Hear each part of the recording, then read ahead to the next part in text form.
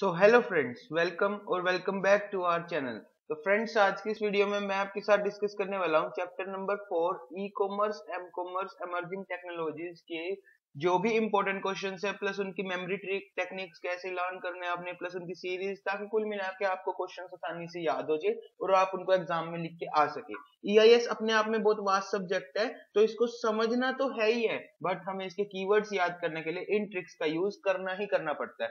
और अगर अभी तक आपने मेरी चैप्टर नंबर 1, 2 और 3 वाली वीडियोस नहीं देखी है तो वो मेरे चैनल पे आपको मिल जाएंगी, नहीं तो मैंने ना एक प्लेलिस्ट भी बना रखी है इन सब की, तो आप उनको प्लेलिस्ट में से चेक कर सकते हैं। चलो बिना टाइम वेस्ट करे हम शुरू करते हैं अपनी आज की इस वीडियो को। अगर आपको ये वीडियो अच्छी लगे तो बस आपको पता ही है आपको क्या करना है, आपको लाइक करके जाना है, आपको चैनल को सब्सक्राइब कर लेना, ताकि यार ऐसा फ्यूचर में कंटेंट भूल लो ना, मिस ना करो। प्लस कमेंट कर देना कि कैसे आपको वीडियो मेरी लग रही है। तो चलो भाई शुरू करते हैं। सबसे पहले आता है difference between traditional commerce and e commerce. देखो वैसे ना इसमें ना बहुत सारे पॉइंट है, आपको कोई भी 6 पॉइंट याद रखते हो तो मोर देन सफिशिएंट है वो, ठीक है।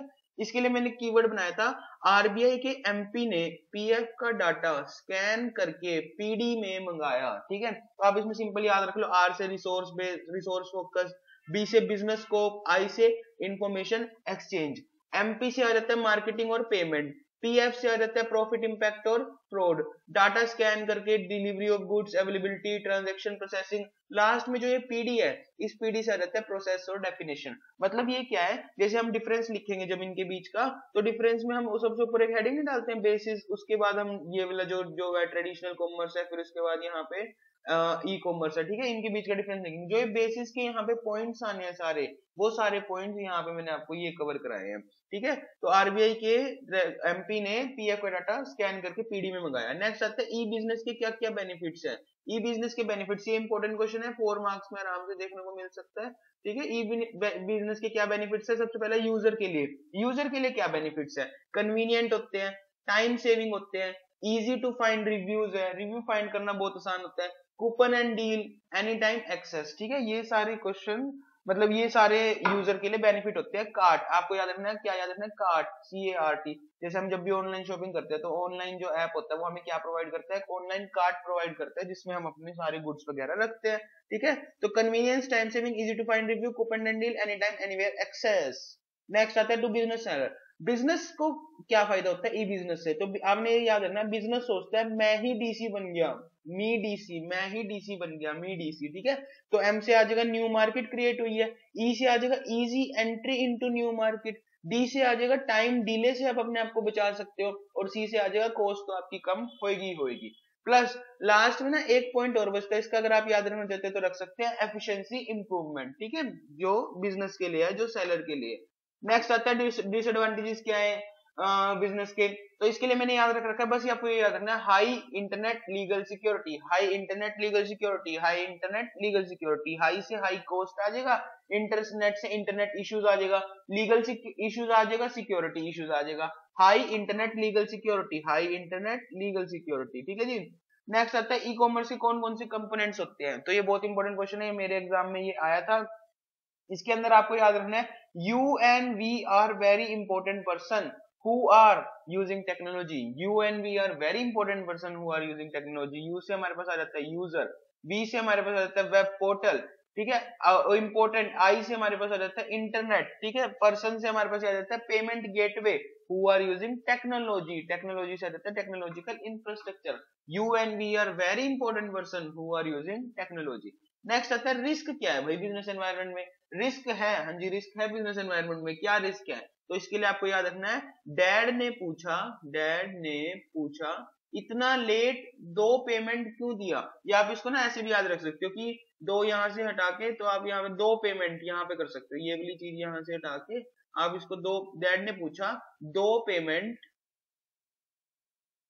ठीक है, इतना लेट क्यों दिया, डैड ने पूछा दो पेमेंट इतना लेट क्यों दिया। तो डैड से आ जाएगा डाटा लॉस हो सकता है, डाटा थेफ्ट, डाटा डुप्लीकेशन, ए से आ जाएगा अटैक फ्रॉम हैकर, बी से आ जाएगा डिनाइल ऑफ सर्विस, पूछा का पी से आ जाएगा प्रॉब्लम ऑफ एनिम्यूटी, पूछा के पी से आ जाएगा प्रॉब्लम ऑफ एनिम्यूटी। अब मैंने कहा ना दो पेमेंट का मतलब है टू पी ये रहे हमारे, प्रॉब्लम ऑफ पायरेसी की प्रॉब्लम हो सकती है, प्राइवेसी एंड सिक्योरिटी, ठीक है। इतना लेट, आई से हमारे पास हो जाएगा इंफ्रास्ट्रक्चर, एल से हमारे पास हो जाएगा lack of authenticity of transaction, Q से हमारे पास हो जाएगा quality issue, delay in goods and hidden cost. दोबारा मैं बता रहा हूँ, data loss, data theft, data duplication, attack from hacker, denial of service, ठीक है।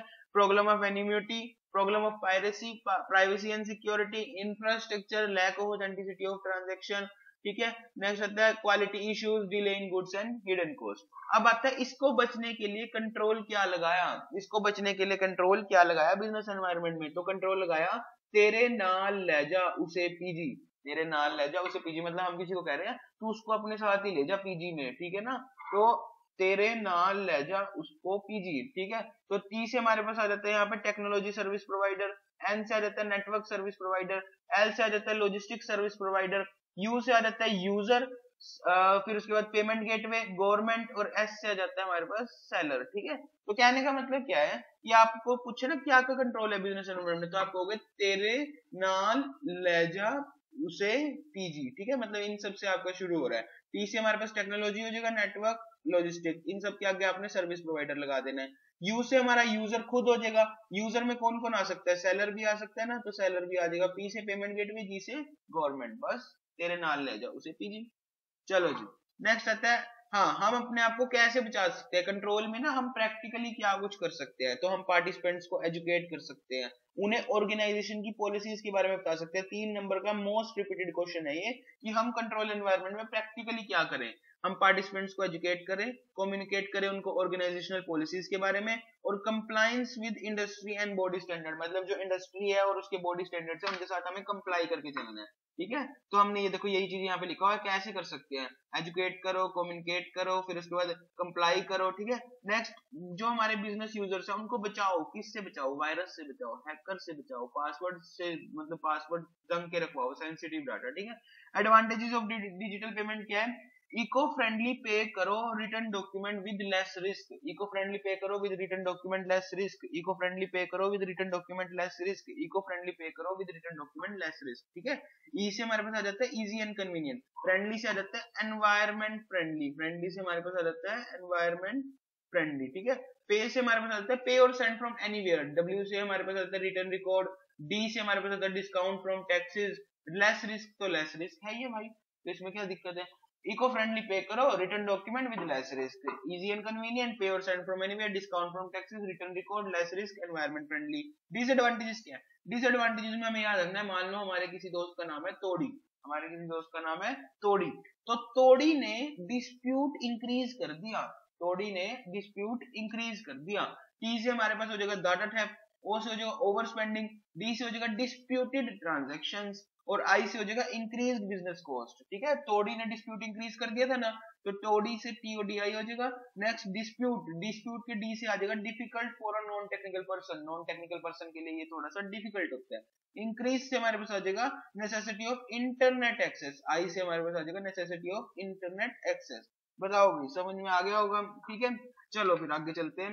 नेक्स्ट आता है application of area of virtualization, virtualization को हम कहाँ यूज करते हैं, जैसे कि आपने जीएसटी में पढ़ा होगा एचएसएन कोड होते हैं, तो आपको वही याद रखना है भाई, वर्चुअलाइजेशन को हम एचएसएन कोड के लिए यूज करते हैं, hardware software network, hardware software network, ठीक है। सेपरेटली इनके बीच में आपको इनको अच्छे से एक्सप्लेन करना आना चाहिए, क्योंकि इनके ना अंदर के पॉइंट स्पेशली 3-3 नंबर के आ सकते हैं। चलो जी, बेनिफिट्स ऑफ ग्रिड कंप्यूटिंग क्या है, ग्रिड कंप्यूटिंग क्या होता है भाई, ग्रिड कंप्यूटिंग हमें कहता है you are virtual resource that why I rely on your management, आप एक वर्चुअल रिसोर्स है इसीलिए मैं आपकी मैनेजमेंट पे रिलाई करता हूँ, ठीक है। तो आपको इसमें याद रखना है, यू से आपको याद रखना है अंडर यूटिलाइज रिसोर्सेज का यूज कर लेते हैं, आर से हमारे पास याद करना है virtual resources and virtual organization for collaboration, ठीक है। सॉरी फ्रेंड्स, एक बार मैं इसको दोबारा रिपीट कर देता हूँ। यहाँ पे है यूआर से हमारा आ रहा है अंडर यूटिलाइज रिसोर्सेज, वर्चुअल से हमारे पास आ रहा है कि हमारे पास वर्चुअल रिसोर्सेज भी है, वर्चुअल ऑर्गेनाइजेशन भी है कोलैबोरेशन करने के लिए। रिसोर्स से हमारे पास आ रहा है एक्सेस टू एडिशनल रिसोर्सेज, ठीक है। नेक्स्ट रिलाई हमारे पास आ रहा है रिलायबिलिटी, और मैनेजमेंट से हमारे पास मैनेजमेंट आ रहा है, बात खत्म। नेक्स्ट आता है characteristics of cloud computing, characteristics of cloud computing है ओसम रे पप्पू, on demand, scalability and scalability, multi tenancy, workload movement, resiliency, pay per use. On demand, scalability and scalability, multi tenancy, workload movement, resiliency, pay per use, ठीक है। Advantages ये exam में आया था मेरे, ठीक है, एडवांटेजेस क्या होते हैं क्लाउड कंप्यूटिंग के? एलपीजी से मारतू, एलपीजी से मारतू, एलपीजी से मारतू। बस इसमें आपको कोई भी 6 पॉइंट याद रखना, मोर देन सफिशिएंट है वो। Less personal training needed, streamline business process, globalize the workforce, monitor project more effectively, minimize maintenance and licensing software, pervasive accessibility, achieve economies of scale, reduce spending on technological infrastructure, reduce capital cost। बस बात खत्म। चलो जी, next हमारे पास आता है drawbacks. क्या है drawbacks? क्या है किसके? क्लाउड कंप्यूटिंग की बात हो रही है यहाँ पे। एक minute, cloud computing, cloud computing के ड्रॉबैक्स की बात हो रही है तो है आईसीएसआई। जैसे हमारे लिए जो सीए करा रहे हैं वो institute of chartered accountants of India होता है, बट जो सीएस का कोर्स कराते हैं वो आईसीएसआई होता है ना, तो आपको यहाँ पे वो याद रखना है, ठीक है। तो आई से आपको याद रखना है internet connection is lost. T से याद रखना है कस्टमर में फेस रिस्ट्रिक्शंस। एस से याद रखना है security is major concern, interoperability and do not provide scalability. Next आता है persistent issues related to cloud computing. मतलब इश्यूज कौन कौन से आते हैं? तो आपको याद रखना लिस्ट भी हिडन होती है, लिस्ट भी हिडन होती है, लिस्ट भी हिडन होती है। लीगल इश्यूज, एल से legal issues, interoperability, software development, threshold policy, unexpected behaviour, hidden cost. ये सारी चीजें आपको याद रहेंगी, 3-4 बार आप पढ़ोगे आपको आराम से याद होगी। नेक्स्ट आता है मोबाइल बेनिफिट्स के क्या क्या फीचर है। इसके लिए मैंने एक सीरीज बनाई है। देखो सबसे पहले मोबाइल कंप्यूटिंग से ना आपको रिमोट एक्सेस मिलता है। मोबाइल कंप्यूटिंग से आपको रिमोट एक्सेस मिल रहा है किसी भी जगह का, ठीक है। तो mobile computing providers remote access. अब आपको रिमोट एक्सेस मिल गया, मतलब आप वर्क फ्रॉम एनीवेयर कर सकते हो, कहीं से भी काम कर सकते हो। जब आप कहीं से भी काम कर सकते हो तो क्या आपका ट्रैवलिंग टाइम कम नहीं होएगा?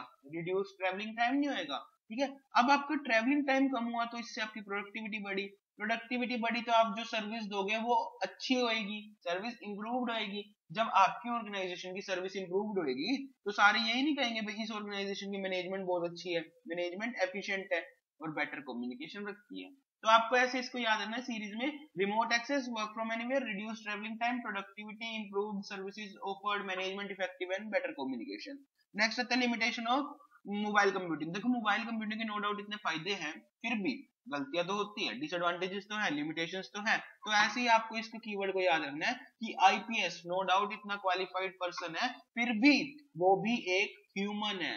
आईपीएस भी ह्यूमन, आईपीएस भी ह्यूमन।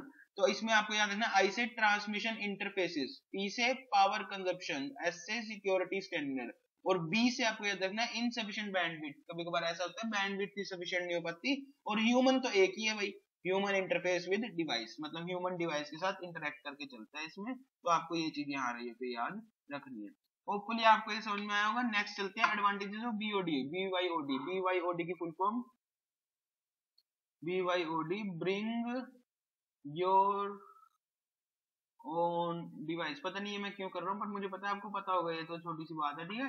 तो बीवाईओडी की फुल फॉर्म होती है ब्रिंग योर ऑन डिवाइस। देखो अगर मैं उन्हें कहूँ एम्प्लॉइज को कि अपने डिवाइस ले आओ, एम्प्लॉइज इस बात पे हैप्पी हो गए, एम्प्लॉइज इस बात पे हैप्पी हो गए। हैप्पी क्यों हो गए? क्योंकि अब उनको ना ज्यादा कोई दिक्कत नहीं है, बेफालतू के कोई पंगे करने की जरूरत नहीं है, वो अपने ही लैपटॉप पे काम करेंगे। तो इससे सपोर्ट कम हुआ, प्लस हमारा आईटी बजट कम हुआ। अर्ली एडॉप्शन न्यू टेक्नोलॉजी, जल्दी जल्दी हम नई टेक्नोलॉजी को अडॉप्ट कर रहे हैं और इससे एम्प्लॉय की एफिशिएंसी भी इंक्रीज होगी। जब भी कोई एम्प्लॉय हैप्पी होता है तो उससे उसकी एफिशिएंसी भी इंक्रीज होती है। नेक्स्ट आता है बीवाईओडी थ्रेट्स को कैसे हम, मतलब कौन कौन से थ्रेट्स है जो बीवाईओडी के हैं। तो इसके लिए आपको याद रखना है INDIA, अपना देश इंडिया, ठीक है। आई से implementation risk, network risk, device risk, application risk. इस आई से यहाँ पे कुछ भी नहीं है बस, ठीक है। आपको ये नहीं याद रखना, तो बस आपको ये याद रखना कि India, implementation risk, network risk, device risk और एप्लीकेशन रिस्क। होपफुली फ्रेंड्स आपको ये वीडियो पसंद आई होगी, और अगर आपको ये वीडियो अच्छी लगी है तो प्लीज लाइक कर देना यार, और कमेंट करके बताना कि आपको कैसे लगे ये सब, और सब्सक्राइब कर लेना चैनल को ताकि आप फ्यूचर में ऐसी कोई वीडियो मिस ना करें। Thank you.